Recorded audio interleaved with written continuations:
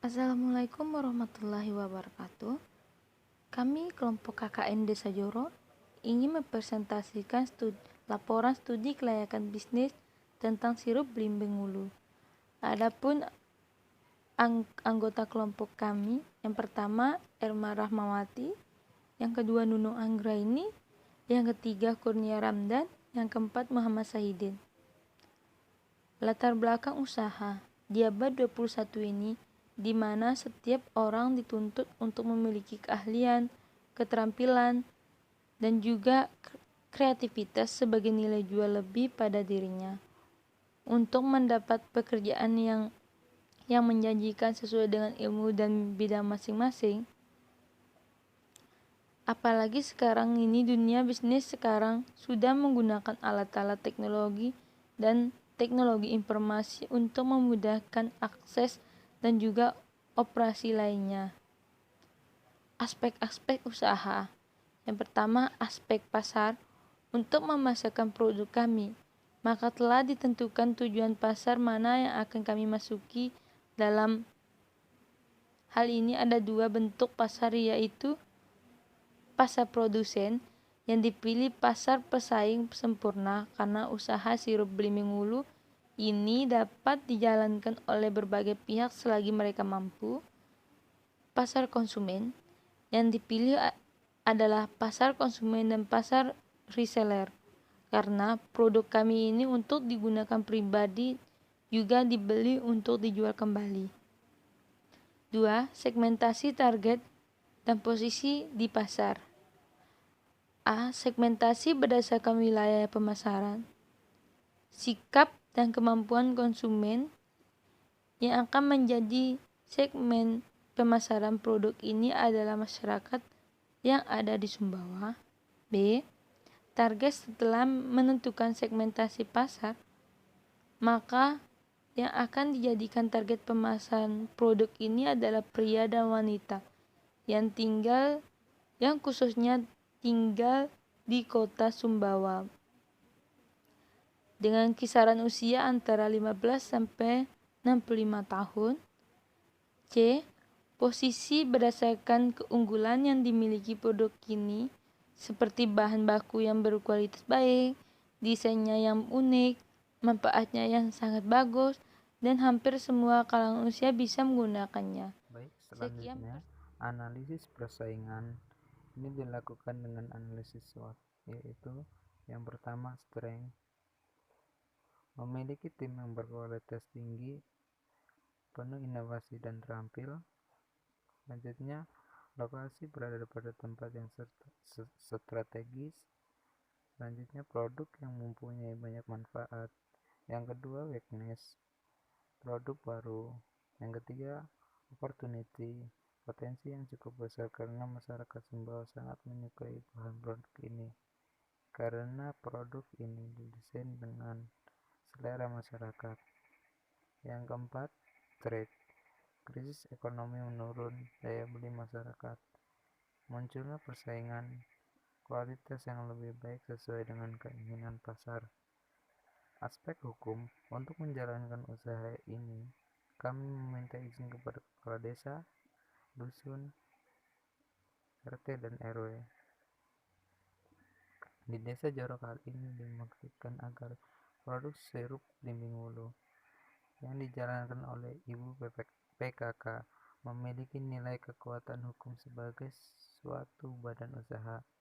Aspek lingkungan hidup, pembuatan kelompok PKK untuk produk sirup belimbing ulu di Desa Jorok sesuai dengan alternatif terbaik menurut lokasi nantinya akan baik secara langsung maupun tidak langsung akan mempengaruhi masyarakat sekitar lingkungan lokasi pembentukan kelompok Ibu Baik, PKK. selanjutnya aspek produksi atau teknis. Yang pertama, pemilihan dan perencanaan produk. Untuk menghasilkan produk yang enak dan berkualitas yang disukai oleh konsumen, maka diperlukan bahan baku yang berkualitas yang baik pula dan juga kreativitas dan inovasi juga ya. 2. Pemilihan teknologi. Untuk membuat sirup belimbing ulu, teknologi yang digunakan sangat sederhana. Tetapi dengan menggunakan alat ini, produk ini memakan waktu yang sedikit menggunakan tenaga manusia, yaitu dengan menggunakan mesin penghancur blender yang menggunakan mesin listrik. Yang ketiga, perencanaan jumlah produk.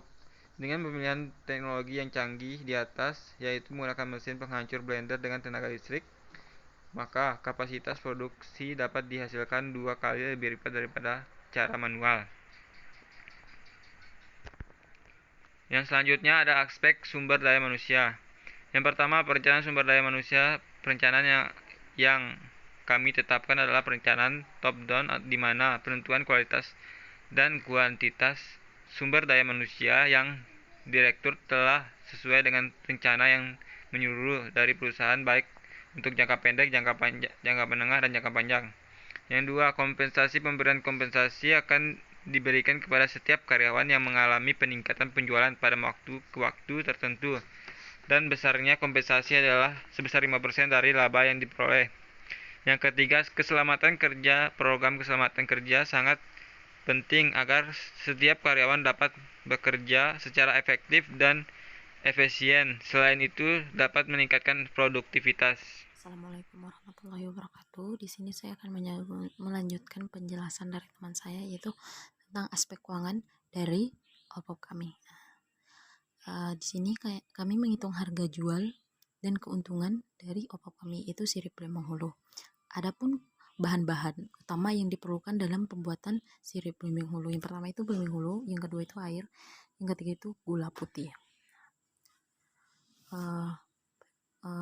Di sini saya akan menjelaskan, dalam sekali produksi kami membutuhkan 6 kilo belimbing hulu. Jadi harga per kilonya itu 3.000. Kemudian kita kalikan 26 hari atau 1 bulan.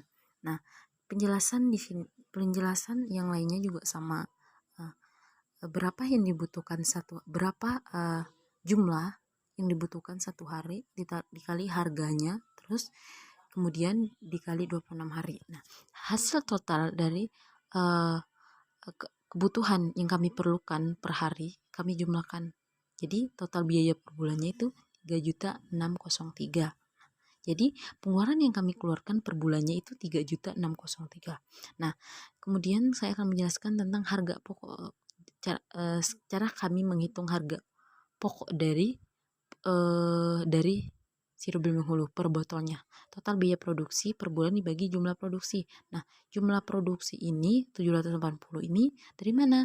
30 dikali 26. Nah, jadi kemasan kami dalam membuat sirup belimbing hulu itu dalam 1 kali proses produksi 30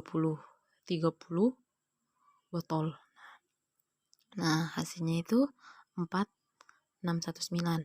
Untuk harga jualnya kami menggunakan rumus harga pokok plus keuntungan. Keuntungan itu keuntungan yang ingin kita ambil dari produk yang kita buat, terus dikalikan harga jual. Nah, di sini saya mengambil keuntungan 30%. Nah, jadi harga jual per 1 botolnya itu 6.000.